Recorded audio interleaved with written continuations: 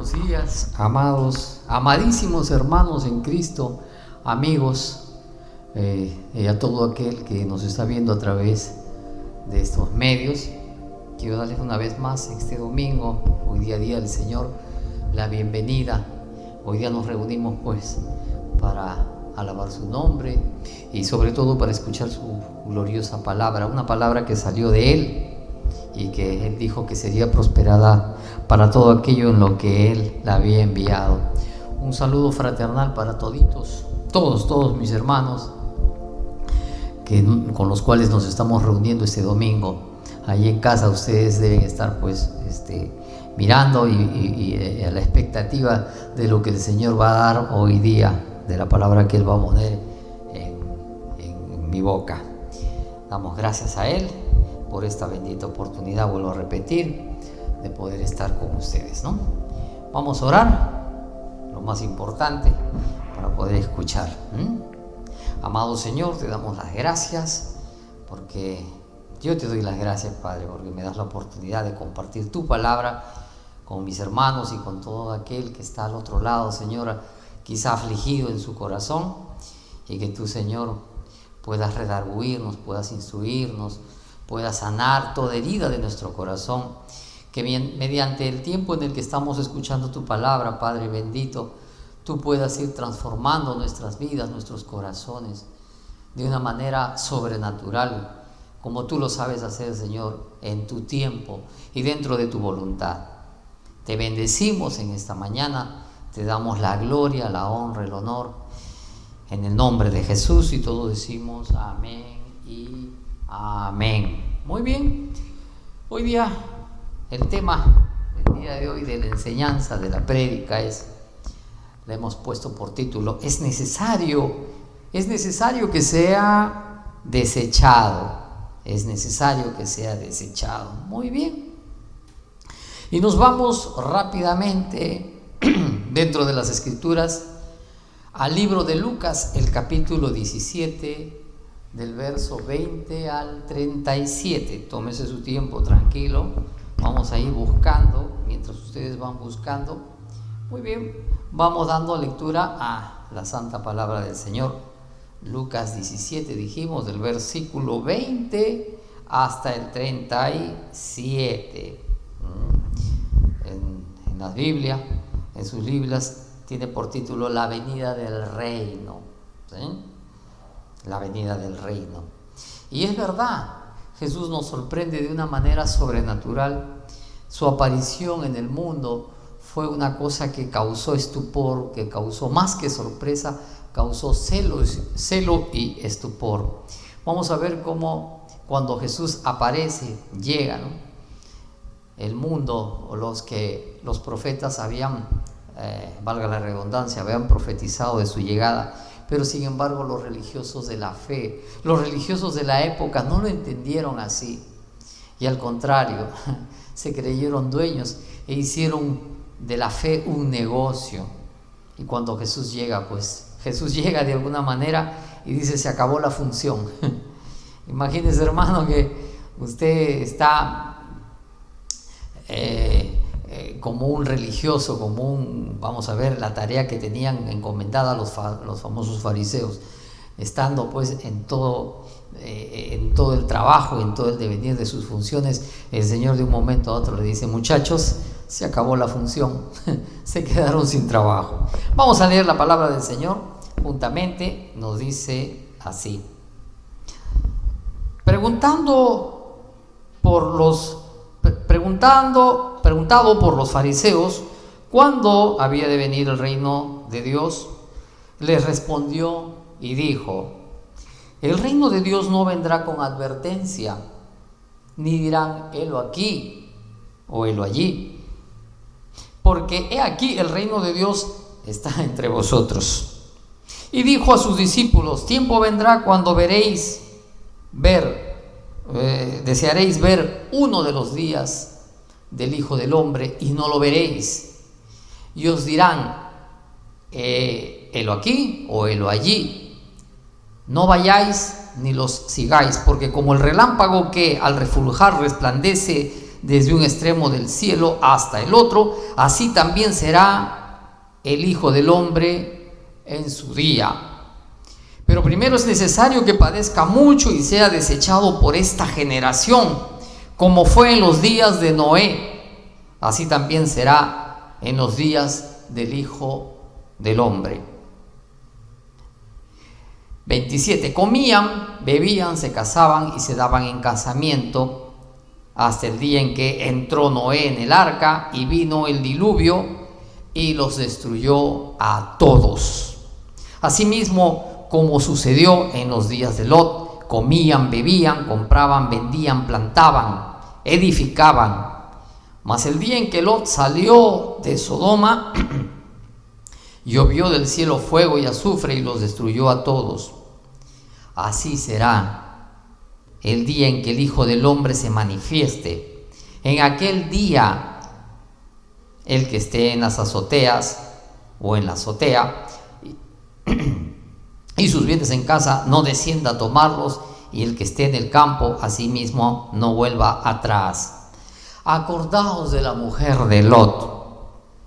Todo el que procure salvar su vida, la perderá. Y todo el que la pierda, la salvará. Muy bien. Dura es esta palabra, ¿no? El que pierda su vida, la ganará, y el que no, y el que la guarde, la perderá. Entonces en Lucas 17, 20, en el primer versículo nos dice: preguntando los fariseos, fíjese, aquí preguntan los fariseos, ¿cuándo había de venir el reino de Dios? Los fariseos preguntaron: ¿y cuándo ha de venir el reino, el supuesto reino que tú vienes a proclamarnos? ¿Cuándo había de venir? Esto lo preguntaron, esta pregunta lo hicieron no con una finalidad de saber, de tener la esperanza de la llegada del Hijo de Dios, sino lo hicieron por celo. En el verso 21 dice: ni dirán helo aquí o helo allí, porque aquí. Y Jesús los deja atónitos, hermano, cuando dice: el reino de Dios está entre vosotros. Y ellos voltearon a mirar, dijeron: ¿qué? ¿Ya llegó? ¿Y nadie nos anunció? Mentira, hermano, ya habían sido anunciados, ya ellos sabían. Lo que pasa es que pretendieron ignorarlo. Y vamos a ver, los fariseos entonces preguntan a Jesús solo como una manera de no solo como una manera de curiosidad, pues miraban la llegada de este reino como una amenaza, pues ellos habían aprendido el oficio de la religiosidad, habían aprendido el oficio de la liturgia, y ellos creían que era un oficio eterno, que les pertenecía. Pensaban que era un oficio que toda la vida les iba a durar el puesto. Entonces ellos no habían entendido lo que Jesús les estaba diciendo, acarreados por el celo, no habían comprendido.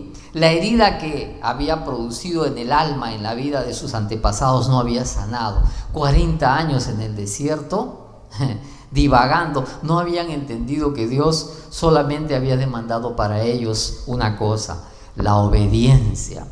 Ellos no entendieron sobre la obediencia, y Jesús venía a traer una nueva ley, la ley del amor. Ellos se habían encargado por muchos siglos, de traer la ley, los mandamientos, esos mandamientos, los rudimentos de la ley, porque la palabra del Señor dice que la ley fue puesta para hacernos entender que somos pecadores, porque como dice el apóstol Pablo, si la ley no dijera no matarás, yo no entendería la ley, el hecho de no matar, no robarás, yo no entendería lo que es que el pecado, que el robo, el hurto es un pecado. Entonces 40 años deambulando por el desierto, esa herida no había sanado en ellos. Ellos pensaban que el reino de Dios iba a llegar en el futuro, en un futuro, en un tiempo prominente, mucho más largo. ¿Por qué? Porque ellos eran religiosos y eran gente de mucha influencia. Los fariseos eran los profesionales de la fe en aquel entonces, eran los profesionales de la liturgia y eran grandes comerciantes, eran personas de la sociedad, no eran cualquier persona, eran personas influyentes, personas que habían logrado un estatus, vivían inclusive, es más, vivían de lo que decía la gente, a ellos mucho les importaba lo que la gente decía. Es más, respetaban a Roma más que al dogma de la fe en la que estaban involucrados, puesto que, como recordaremos, cuando le preguntan a Pilatos, ¿no? Le dicen, si no lo crucificas, no eres amigo del César. Imagínense, entre ellos entregando al Hijo del Hombre. Si no lo crucificas, o si no lo entregas, no eres amigo del César. Si lo sueltas, no eres amigo del César. Imagínense. Así es que la pregunta va más allá de una simple curiosidad, ¿sí? Y al Señor nada lo toma por sorpresa, porque yo pienso que de alguna manera Jesús le dio, es decir, Jesús nunca a los fariseos les dio respuesta suave, siempre fue duro con los fariseos. Y pienso que lo hizo a propósito, porque ellos pensaban que el Señor tenía algo novedoso y algo palabra suave, blanda para ellos. Entonces el Señor le dice, no, ya está entre vosotros, el reino ya está. Y ellos se preguntarían, ¿y ahora qué hacemos con el negocio? ¿Y ahora qué hacemos con la liturgia? Y vamos a ver que en el año 70 aproximadamente después de Cristo, en el año 70, Jerusalén fue llevada cautiva y se acabó el negocio, hermano. Se acabó el negocio. El negocio de la liturgia, ¿no? Para ellos, para los negociantes de la fe, para los fariseos. En Mateo 23, del 27 al 32, la palabra del Señor nos dice, habla así de los fariseos: ay de ustedes, maestros de la ley y fariseos, hipócritas, que son como sepulcros blanqueados, por fuera lucen hermosos, pero por dentro están llenos de huesos, de muertos y de podredumbre. Qué dura palabra, Dios. 28. Así también ustedes por fuera dan la impresión de ser justos, pero por dentro están llenos de hipocresía y de maldad. Ay de ustedes, maestros de la ley y fariseos hipócritas, construyen sepulcros para los profetas y adornan los monumentos de los justos. Y dicen, si hubiéramos vivido nosotros en los días de nuestros antepasados, no habríamos sido cómplices de ellos para derramar la sangre de los profetas. Pero así quedan implicados ustedes al declararse descendientes de los que asesinaron a los profetas. Y el Señor en el verso 32, mire lo que le dice: completen de una vez por todas lo que sus antepasados comenzaron. El Señor de alguna manera les dice: maten de una vez al enviado, hagan lo que tengan que hacer. Se los dice claramente: completen de una vez por todas lo que sus antepasados empezaron o comenzaron. Y sabido es que a través de la historia Israel mató a los profetas. Muchos pagaron con su sangre, con su vida, pagaron el hecho de llevar la palabra de Dios.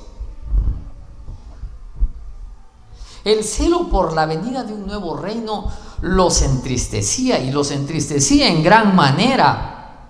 No los alegraba, puesto que Jesús los desenmascaraba, diciéndole: completen lo que sus antepasados comenzaron. Y es que había un celo desmesurado. Ver llegar al hijo de un carpintero que aparece en la palestra, aparece de la noche a la mañana, y quien estaba predicando de un nuevo reino. Oye, un momentito, dijeron los fariseos, Los profesionales de la fe somos nosotros. ¿Tú quién eres?, le dijeron en más de una oportunidad a Jesús. Y es que Jesús decide romper el status quo. ¿Qué es el status quo, hermano amado? Cuando hablamos del status quo, se refiere al hecho de que las cosas deben permanecer así, tal como están, para que, con la finalidad de que no suceda algo que las altere, algo que cause un revuelo, ¿no? O que cause sorpresa para ellos. Y cuando el Señor le dice, el reino de Dios está entre vosotros, yo me imagino la cara de los fariseos de pensar, ¿qué ya está aquí? Pero sin embargo, nuestro amado Jesús no le da la misma respuesta a sus discípulos. Él trata de una manera diferente a sus discípulos, y lo vamos a ver ahora, ¿no? Entonces ellos dicen, esto no puede ser posible, ¿y qué hacemos ahora con la liturgia? ¿Qué hacemos con el negocio? ¿Quién nos va a dar trabajo de alguna manera? Este hombre atenta contra nuestras costumbres. Y fíjese que para los fariseos las costumbres, las liturgias eran más importantes que el amor, eran más importantes que la fe inclusive. ¿De qué vamos a vivir?, se preguntaron los fariseos, pero no fueron capaces de decírselo a Jesús. Habían hecho del templo del Señor un lugar de mercantilismo. Eso lo vemos en Marcos 11, en el versículo 17, nos dice, ¿no? Y les enseñaba diciendo, ¿no está escrito, mi casa será llamada casa de oración para todas las naciones? Y aquí está el pero vosotros la habéis hecho cueva de ladrones. Mire qué fuerte esta palabra, ¿no? Vosotros la habéis hecho cueva de ladrones. Y vamos a ver pues que en el templo los cambistas ya se vendían las palomas, se vendían los corderos, se había perdido el objetivo de la verdad divina. Y dijo a sus discípulos, tiempo vendrá cuando, mire cómo se refiere a los discípulos, tiempo vendrá cuando desearéis ver uno de los días del Hijo del Hombre y no lo veréis. Qué triste.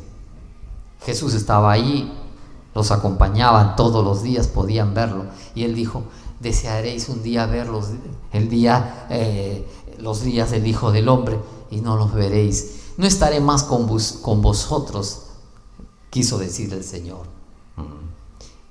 Y os dirán, helo aquí o helo allí, no vayáis ni lo sigáis, porque como el relámpago que al fulgurar resplandece desde un extremo del cielo al otro, así también será la venida del Hijo del Hombre. Les dijo a los discípulos, no se dejen engañar, mi regreso será apoteósico, será espectacular, todo ojo me verá, dijo el Señor, todo ojo lo verá. A los creyentes nos advierte que veremos su venida. Por ahí una vez una hermana me decía, hermano, entonces eso quiere decir que cuando el Señor venga aparecerá en aparecerá en Facebook, aparecerá en internet. Yo le decía, no, hermana, la palabra bien clara dice, todo ojo lo verá. No lo verás a través de Facebook, no lo verás a través de Twitter, no lo verás a través de las redes sociales, lo verás con tus ojos. Si el Señor permite que nosotros estemos vivos para ese entonces, nuestras retinas verán su llegada, nuestros ojos verán su venida. En 2 de Corintios, en el capítulo 11, en el verso 13 al 15, nos advierte, porque estos son los falsos apóstoles, obreros fraudulentos, mentirosos, engañosos, que se disfrazaron como apóstoles de Cristo. Esta palabra apóstol, ¿no? ¿Le suena familiar? Apóstoles de Cristo. Y no es maravilla, porque el mismo Satanás se disfraza como ángel de luz. Así que no es extraño si también sus ministros se disfrazan como ministros de justicia, cuyo fin será conforme a sus obras. Falsos profetas hemos escuchado muchos. Yo me acuerdo un tal Miranda, José Luis de Miranda, que abrió una iglesia en Miami, Florida, hace algunos años, pero él dijo ser el Cristo, el Hijo de Dios. Falso, mentiroso, bueno, ya el Señor ya se encargará. Murió ya hace muchos años y llevó a la perdición a mucha gente. Inclusive recuerdo que en aquellos tiempos mandó marcar el 666, tatuar en la piel el 666. No es broma, hermano, esto está en las noticias, usted puede verlo. Él enseñaba en su doctrina de la no existencia del infierno, de la no existencia del pecado. Él decía que el pecado no existe. Él hablaba de la no existencia del infierno, de la irrelevancia del código moral, de guardar la sana doctrina y la palabra de Dios. Pero ya se murió. Sabe Dios dónde estará, solo Dios sabe. O en Australia, Alan John Miller, que vive en Queensland, afirma que recuerda los detalles de su vida anterior como Jesús. Imagínense. Ha fundado la organización Verdad Divina. Amado hermano, no todo el que diga Señor, Señor entrará en los reinos de los cielos, dijo nuestro amado Jesús. ¿Sí? No todo el que diga Señor, Señor entrará al reino de los cielos. En Siberia, Sergei Anatolyevich Torov, conocido por sus seguidores como el Jesús de la Siberia, también. O en Brasil, este famoso Álvaro Teiz. Y en nuestro amado país, Atacusi Gamonal, ¿no? Que dijo que iba a resucitar al tercer día. Oh, santo Dios. Y hasta hoy día está en una urna esperando que la resurrección lo tome lo tome consigo. No quiero ofender, hermano, pero cuando hablamos de Jesús, tenemos que ser muy celosos y tenemos que ser muy cuidadosos. El único que resucitó y que vive para siempre y que está a la diestra del Padre es nuestro amado Jesús. No hay otro más que haya superado la muerte, porque la palabra del Señor dice que el Espíritu Santo lo tomó y lo resucitó de entre los muertos, y Él descendió a los infiernos para quitarle al diablo las llaves de la muerte y de la destrucción.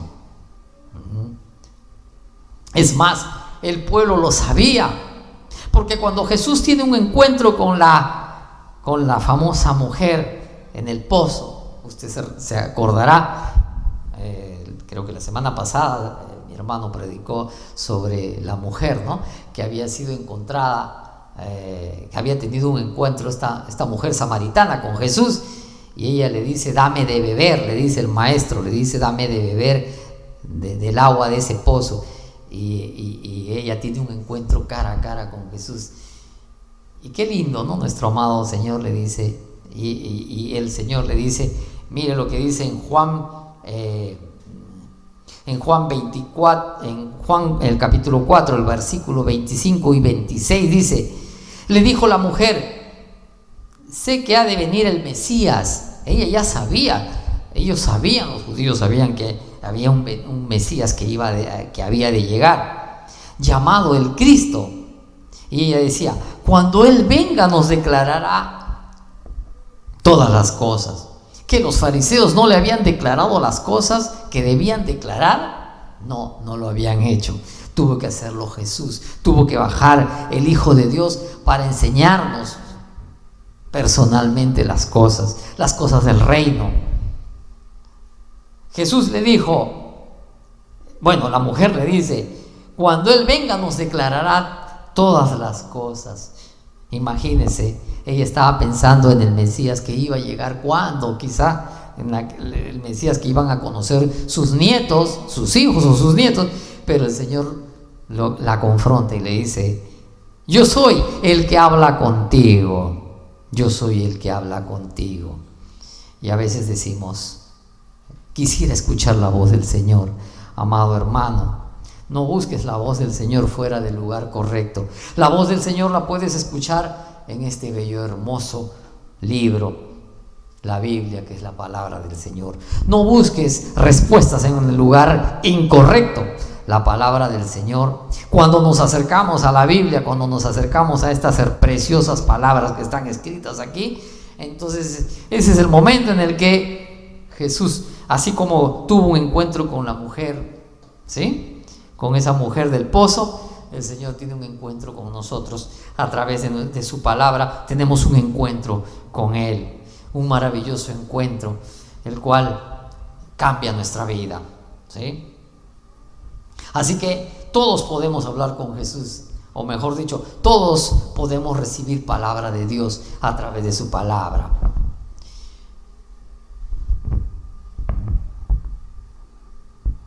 Es así que Jesús nos dice a través de su palabra: yo soy el que habla, me dice aquí en su palabra, el que está contigo, el que carga tus pesos, el que te acompaña, el que está en cada momento contigo. No esperes simposium, no esperes las maratónicas, no esperes los megaconciertos para esperar a que Dios te hable. No los esperes, porque yo respeto los mega eventos. En mi corta trayectoria he sido parte de ministerios muy grandes, de iglesias muy grandes, pero esto nos acerca a Dios, pero la verdad está escrita aquí. Los fariseos detestaban a Jesús. ¿Por qué? Porque solamente Él era capaz de acercarse a publicanos, a prostitutas, a gente que se había perdido. Él vino a rescatar lo que se había perdido, lo que los religiosos no se atrevían a rescatar, los que los religiosos no se atrevieron a decir jamás. Él vino personalmente a rescatar lo que se había perdido. Y es más, imagínense a todos aquellos que fueron rescatados. Muchos de los samaritanos de aquella ciudad, dice, creyeron en Él por la palabra de la mujer. Y vamos a ver, amado hermano, que el Señor utiliza los primeros predicadores después de los apóstoles. Fueron cojos, ciegos, prostitutas, ciegos, imagínense, ciegos predicando. Porque cuando ellos dieron su testimonio, no sé, Él me sanó, no sé cómo lo hizo, pregúntenle a Él, pero Él sanó mi ceguera. Hombres que habían sido ciegos durante toda su vida, y con solo dar su testimonio aparecieron los primeros predicadores. Así que no nos sorprende, hermano, el Señor vino por los enfermos, no vino por los sanos. Cuando hablamos de un sano, hablamos de un fariseo. Los fariseos se creían sanos, imagínense, se creían sanos, que no tenían que rendir cuentas a nadie. Pero el Señor dice: yo he venido por los enfermos. Y uno de ellos era yo, porque el Señor me sanó. Yo estuve enfermo, así como muchos de los que hemos aceptado a Jesús. Y esto escandaliza a los religiosos, porque dicen: ¿cómo Él puede predicar la palabra de Dios? ¿Y quién es Él? ¿Dónde están sus títulos? Muéstreme sus títulos, muéstreme sus certificados. Hermano Dani, muéstreme su certificado de haber llevado 5 años de estudios. Yo le diría: no necesitamos años de estudio, necesitamos un corazón, simplemente un corazón dispuesto a hablar la verdad. Esta verdad que está oculta por los medios de comunicación, esta verdad que no sale en la televisión, no va a salir en la televisión, no va a salir en las revistas ni en los periódicos, tampoco en los periódicos. En Isaías 55:3, la palabra del Señor dice: es necesario que sea desechado. En Isaías 53:3, nos dice: despreciado y desechado entre los hombres, varón de dolores, experimentado en quebranto, y como que escondimos de él el rostro. Fue menospreciado y no lo estimamos. Imagínese, hermano, varón de dolores, experimentado en quebranto, desechado entre los hombres. Como fue en el verso 26, capítulo 17 de Lucas nos dice: como fue en los días de Noé, así también será en los días del Hijo del Hombre. Comían, bebían, se casaban y se daban en casamiento hasta el día en que entró Noé en el arca y vino el diluvio y los destruyó a todos. Asimismo, como sucedió en los días de Lot, comían, bebían, compraban, vendían, plantaban, edificaban. Es necesario que padezca mucho y sea desechado por esta generación. No nos sorprendamos, amado hermano. Es necesario que sea desechado por esta generación. La palabra desechar equivale a descartar, desestimar, apartar, excluir, abandonar, arrinconar, menospreciar. Y es eso lo que ha hecho esta generación durante todos estos siglos: desechar la presencia, la palabra del Señor. Desde los romanos, que trataron de desterrar a Jesús de la mente del pueblo, a lo largo del tiempo vamos a ver que la religión se camufla, mejor dicho, Roma se camufla a través de la religión para poder subsistir y no desaparecer. En el siglo XIX vamos a ver al famoso Charles Darwin, quien crea la teoría de la evolución. Y Darwin, un gran hombre, no lo puedo desestimar, un estudioso, un prominente, hijo de una acaudalada familia, allá en Inglaterra en el siglo XIX. Él dijo, después de muchos estudios, de muchas aseveraciones, dijo que nosotros procedíamos del mono. Imagínense. ¿Y qué pasó con Darwin? Se olvidó de lo que dijo la palabra del Señor, que Dios creó al hombre a imagen y semejanza, lo creó. Y Darwin rechaza esta teoría, esta aseveración de la palabra de Dios, y dice: no, el hombre desciende del mono. Y la teoría de la evolución se contradice a la teoría de la creación, más que una teoría, a la verdad de la creación, diría yo. En Romanos y en ese sentido, el hombre, dice Darwin, el hombre ha evolucionado del mono, el Homo sapiens y qué sé yo, y hoy día es el hombre, y el hombre seguirá evolucionando. Amado hermano, déjame decirte una cosa: la ciencia evoluciona, el hombre no ha evolucionado, porque el pecado sigue siendo el mismo, la conducta del hombre sigue siendo la misma desde el huerto del Edén, sigue siendo la misma la conducta pecaminosa, aquella que toca nuestra puerta todos los días. El hombre evolucionado, seguimos siendo a imagen y semejanza de Dios fuimos hechos. Por lo tanto, el pecado sigue latente, sigue presente en la vida del hombre. Por tanto, en Romanos 5:12 nos dice: por tanto, como el pecado entró en el mundo por un hombre y por el pecado la muerte, así la muerte pasó a todos los hombres por cuanto todos pecaron. Si el hombre hubiera evolucionado, hubiera acabado posiblemente con el pecado, ¿no? Pero no, amado hermano, el pecado sigue siendo el mismo. El adulterio, la fornicación, la hechicería sigue siendo la misma desde que apareció Adán en el huerto del Edén y su mujer conjuntamente con él. Jesús hoy es desechado por la ciencia. La ciencia dice ver para creer. La fe dice creer para ver. Ambas se contraponen. En Estados Unidos, en 1963, déjeme contarle la historia de Madalyn Murray O'Hare. Esta mujer tenía a sus hijos estudiando en la escuela y un día se enteró que a los niños les dejaban tareas, a los niños los hacían orar, y ella un día dijo: ¿y por qué los hacen orar a mis hijos? Les están privando de su derecho de elección. Y ella entabló un juicio, una demanda al Estado, al gobierno norteamericano.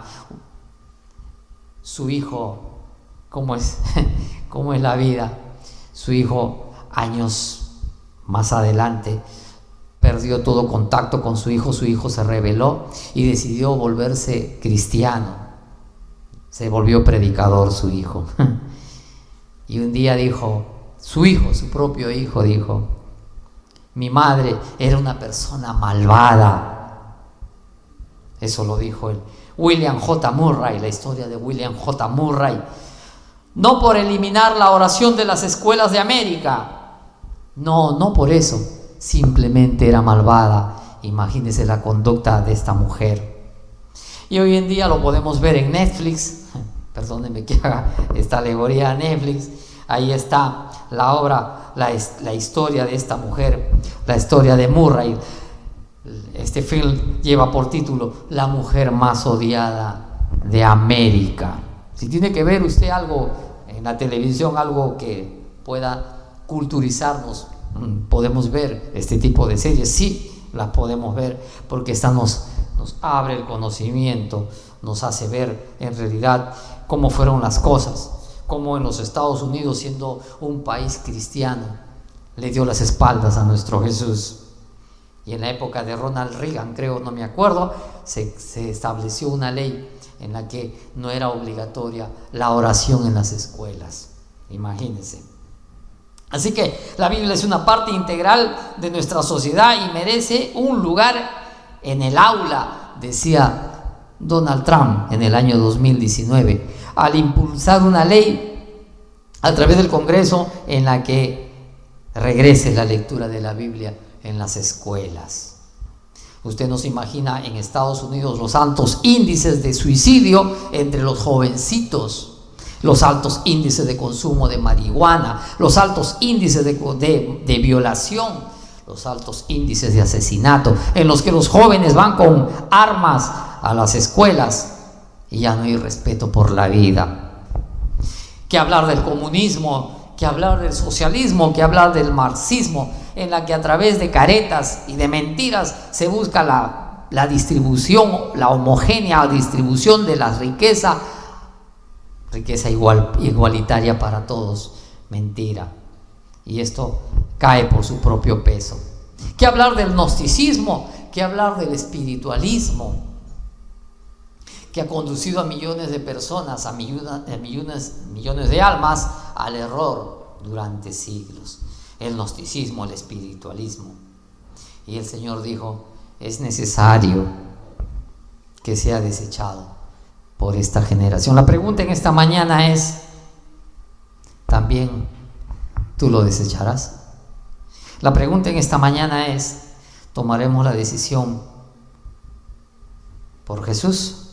¿O tendremos que desecharlo como lo desecharon esa generación, como lo desecharon los fariseos?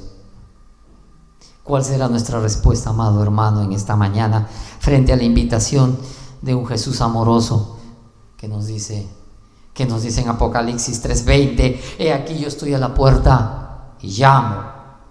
Si alguno oye mi voz y abre la puerta, yo entraré con él y cenaré con él. El Señor nos hace un llamado esta mañana a no desestimar su presencia, a no desestimarlo. Él es el alfa, la omega, el principio, el fin. Él es nuestra esperanza. Él es tu esperanza, Él es mi esperanza, nuestra esperanza de vida. Amén. El Señor bendiga su palabra. Y si tú que estás al otro lado de la línea sientes la imperiosa necesidad de buscar a ese Jesús amoroso, a ese Jesús que dijo, yo regresaré, si no os lo hubiera dicho, porque voy a preparar morada para que donde yo esté, ustedes también estén conmigo. Amén. Déjame orar contigo. Si tú ves que necesitas o sientes la imperiosa necesidad de tener a Jesús en tu corazón, ahí donde tú estás, déjame hacer una oración contigo. Cierra tus ojos y repite esta oración conmigo. Amado Jesús, amado Padre Celestial, yo he oído tu palabra esta mañana y esta mañana yo siento la necesidad de venir a ti. Siento la necesidad de que tú perdones mis pecados, perdones mis ofensas, que entres a mi corazón me cambies, hagas lo que yo no he podido hacer durante mucho tiempo. Necesito un cambio en mi vida. Escribe mi nombre en el libro de la vida. Y te doy gracias porque sé que tú lo vas a hacer. Tú eres mi esperanza, tú eres mi salvación, tú eres mi pronto socorro, mi pronto auxilio en la tribulación. Te doy gracias, Padre, porque sé que ahora soy una nueva criatura. Tu palabra lo dice. Y te doy las gracias por escribir mi nombre en el libro de la vida. En el nombre de Jesús he orado. Amén. Amén. Amado hermano, debo felicitarte. Es un placer, es una alegría de estar aquí contigo. Esta es la misión. El Señor no llamó a profesionales, Él llamó cojos, Él llamó a ciegos, Él llamó a prostitutas. Porque lo vil y lo menospreciado del mundo eligió Dios para avergonzar a los sabios. No te olvides de esa palabra. Amén. Un abrazo fuerte. Un abrazo muy fuerte para todos ustedes. Mis felicitaciones si hiciste esta oración. Aquí abajo hay un número telefónico que si tú deseas oración, si tú deseas hacer alguna consulta, puedes llamar a ellos, ¿sí? Muchas gracias por habernos escuchado. Un fuerte abrazo para todos mis hermanos al otro lado de la línea. Que el Señor resplandezca este domingo, que los bendiga doblemente. Muchas gracias, amados hermanos. Bendiciones. Estamos bendecidos.